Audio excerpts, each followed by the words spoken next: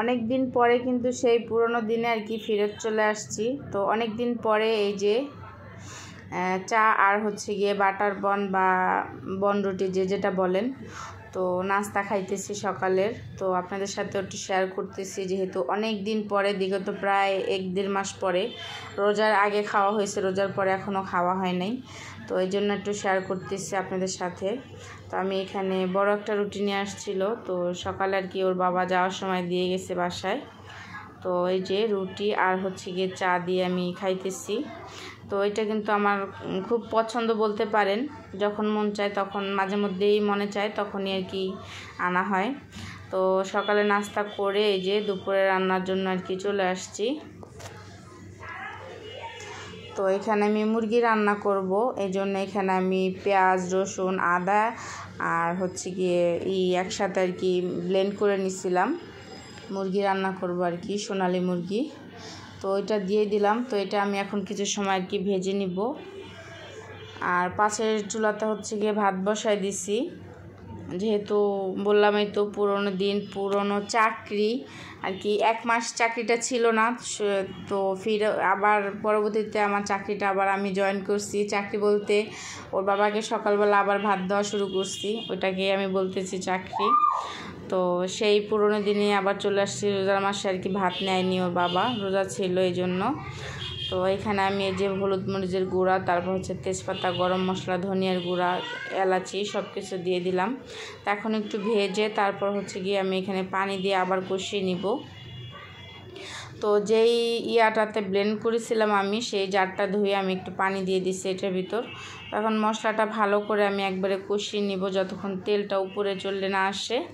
তো এখন এই পর্যায়ে যে তেলটা উপরে চলে আসছে, এখন আমি মুরগির গোশটা দিয়ে দিব। আর এই চাকরিটা কিন্তু অনেক আপুরাই করেন, যে সব ভাইয়ারা অফিসে যাওয়ার সময় ভাত নিয়ে যায়। তো তারা কিন্তু হয়তোবা রোজার মাসটা একটু রিল্যাক্সে ছিলেন, এখন আবার কিন্তু সেই পুরনো চাকরিটা শুরু হয়ে গেছে।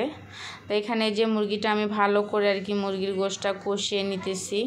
এই যে তেল উপরে উঠে আসছে। তো আলু দিয়ে রান্না করব আমি। তো এখন কয়েকটা আলু আমি দিয়ে দিব এটার ভিতরে। আগে থেকেই আমি আর কি একটু কেটে পানি দিয়ে ভিজিয়ে রাখছিলাম, যাতে কষটা বের হয়ে যায় আলুর। তো আমি পুরো ভিডিওটা শেয়ার করতে পারি না, কারণ সকালবেলা একটু আগের ব্যস্ততম দিন, কারণ তাড়াহুড়া লেগে যায়, কারণ 8:30টার ভিতরে বাবা বের হয়ে যায়। তো ওই সময়টুকুর ভিতর সব রান্নাবাড়া করতে হয়।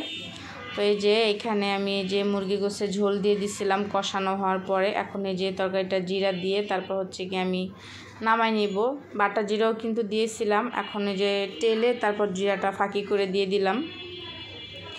আর পাশের চুলাতে কিন্তু ডাল বসিয়ে দিছি। ভাত হয়ে যাওয়ার পরে আমি ডালটা কিন্তু উঠাই দিছি এখানে। তো এখানে এই যে মুরগির গোশটা এখন নামাই নিব আমি, এটা রান্না হয়ে গেছে। এই যে বাটিতে আমি বেড়ে নিয়েছি তরকারিটা, একটু ঝাল ঝাল করে রান্না করা হয়েছে। আর এখানে চিংড়ি দিয়ে কচুরলতি দিয়ে রান্না করব। আমাদের বরিশালে এটাকে কচুরলতি বলে। তো আমি একটু লবণ দিয়ে ভাপ দিয়ে নিছি। আর এখানে আমি এই যে লতি রান্না করতে অনেক আপুরাই জানেন, তো এই জন্য আর বললাম না আমি। তো এখানে আমি চিংড়ি মাছ আর এই যে মশলাটা ভালো করে কষিয়ে নেওয়ার পরে এই যে ভাপ দিয়ে রাখা সেই লতিটা এখানে দিয়ে দিছি। আমি কিন্তু বলক আসা মাত্রই পানি ঝরানোর জন্য দিয়ে দিছিলাম। আর লতিটা এত ভালো, একবারে আর কি একটা ভাপ ওঠার পরেই কিন্তু একবারে গলে গেছে এরকম। তো বেশি সময় লাগে না লতিটা রান্না করতে। তো আমার ডালটা হয়ে গেছে, ওইদিকে আমি ডালটা বাগার দিতেছি। আর এইদিকে যে লতিটা রান্না করতেছি, একটু কষিয়ে নিতেছি আর কি। তো কষিয়ে নেওয়ার পরে এখানে সামান্য পরিমাণ একটু পানি দিলেই কিন্তু হয়ে যাবে, পানি না দিলেও হয়। কিন্তু ওর আব্বু আর কি একটু কী বলে আর কি আস্ত যে লতিটা থাকে ওইটা পছন্দ করে না, কিন্তু আমার কাছে ওইটা ভালো লাগে। কিন্তু সে যেভাবে খায় ওইভাবেই রান্না করার চেষ্টা করি, আমার পছন্দ নয় বাদেই থাক। তো লতিটা রান্না হয়ে যাওয়ার পর, ওর বাবা চলে যাওয়ার পর এখানে আমি রান্না করতেছি কাঁঠাল দিয়ে মুরগির গোশ। মুরগির হাত পা গলা গোশ সব মিলিয়ে টিলিয়ে আর কি রান্না করতেছি কাঁঠাল দিয়ে। আমার বোন দেশ থেকে কাঁঠাল নিয়ে আসছিল।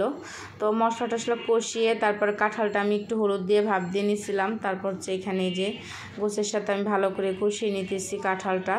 আর কে কে কাঁঠাল খেতে পছন্দ করেন অবশ্যই কমেন্ট করে জানাবেন। আর আজকে ভিডিওটা বেশি বড় করিনি, এই যে আমি একবারে তেল ওঠা পর্যন্ত কাঁঠালটা রান্না করছি সুন্দর করে। আর ভিডিওটা এ পর্যন্তই। যদি আপনাদের ভালো লেগে থাকে অবশ্যই কিন্তু যারা এখনও সাবস্ক্রাইব করেন নাই সাবস্ক্রাইব করবেন। আর যারা ফেসবুক থেকে দেখবেন এখনও ফলো করেন নাই অবশ্যই ফলো করবেন। ভালো থাকবেন সবাই, আল্লাহ হাফেজ।